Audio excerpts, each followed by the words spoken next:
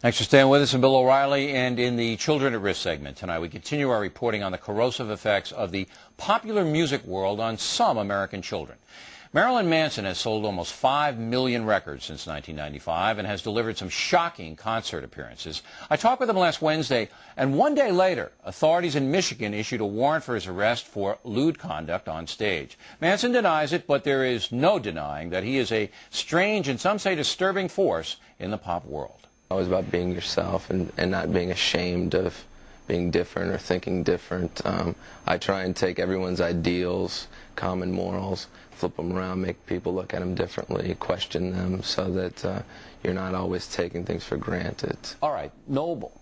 But why the bizarre get-up? I mean, why the eye, why the nail polish, why the Satan stuff? You're a minister in the Church of Satan, right? No, not necessarily. That was something earlier.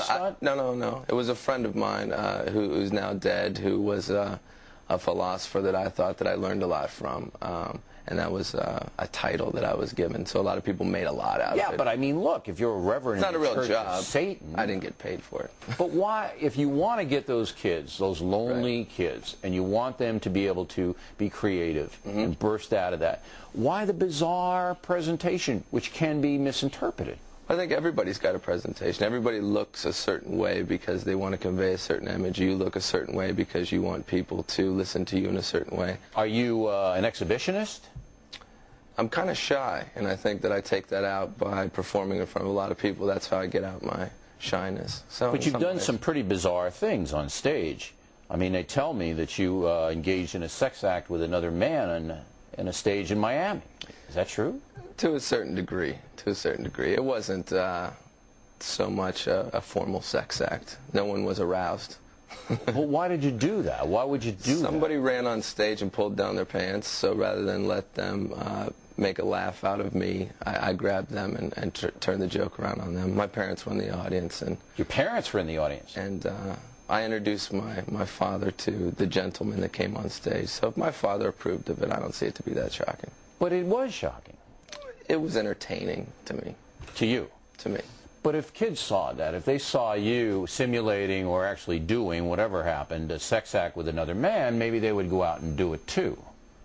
Well, I can't be blamed for something like that. You have to blame Richard Simmons and Liberace and people like that. I don't encourage people to choose any sort of sexuality, but I think I just try and entertain people. That's an odd example because it was a rare occasion. Someone ran up on stage and took off their clothes. It's not something that I would normally do, but I thought it was funny to me at the time. You have a stand on sex.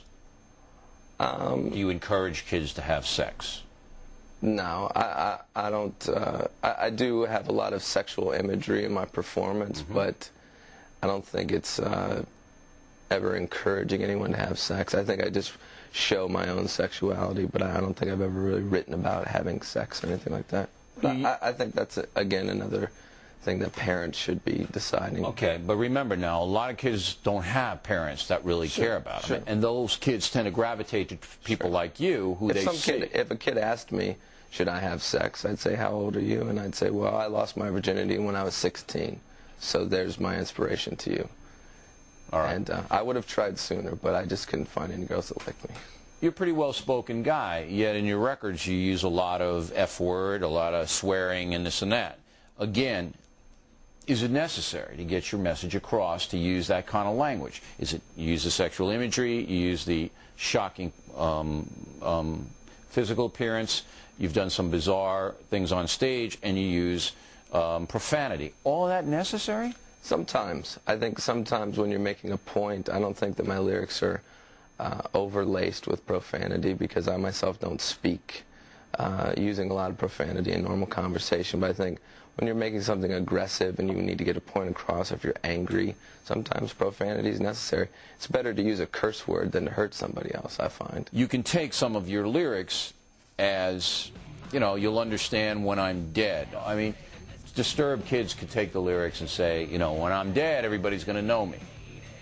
Well, I think that's a very valid point, and I think that that's a reflection of not necessarily this program, but of television in general. If you die and enough people are watching, then you become a martyr, you become a hero, you become well known. So when you have things like Columbine and you have these kids that are angry and they have something to say and no one's listening, the media sends a message that if you do something loud enough and it gets our attention, then you will be famous for it. Those kids ended up on the cover of Time magazine. The media gave them exactly what they wanted, and that's why I never did any interviews when that happened, when I was getting blamed for it, because I felt that I would be contributing to what I found to be reprehensible. So you don't believe that your songs reflect any kind of suicide wish or anything like that? No, I feel that my songs talk about getting through feelings like that. What do your parents think of you? My parents, you know, at first weren't sure what I was doing. They wanted me to be a writer. I started out as a journalist. I still feel that I am a journalist in a way because I see things and I report them back to people in my own fashion, in songs or in interviews. My mom was always a big fan of Elvis. She made me listen to Elvis when I was a kid. I hated it, and I think now I've kind of grown up to fill in some of the sort of controversy that he created back in his day, but in a much more extreme, modern sense. Never before in the history of this country have so many corrupting influences descended upon children at one time. Sure. And that most children don't understand what you're doing and why you're using the F word and why you're acting bizarre.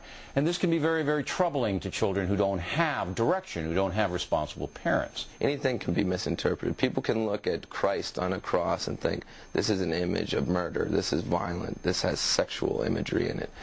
And it just, I think it's my job as an artist to be out there pushing people's buttons and making them question everything. And I respect you for challenging me, and that's why I came on the show. Marilyn Manson is currently overseas. We'll keep you posted on the legal action. And next, more